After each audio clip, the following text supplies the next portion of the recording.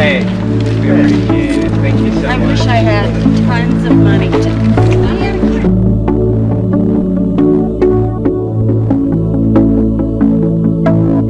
Lisa McDonald, Public Information Officer, City of Mount Dora. Today is Friday and we are out at the Mount Dora Police Department and we are collecting supplies for victims of Hurricane Michael up in the Panhandle.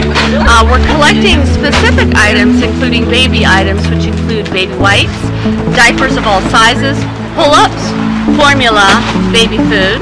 We're also collecting bottled water as long as it's wrapped and on a pallet, and also toiletries such as toothbrush, deodorant, and toothpaste specifically.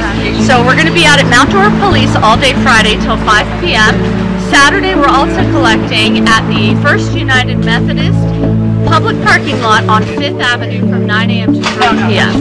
If you can donate, we can take as much as you'd like to bring us.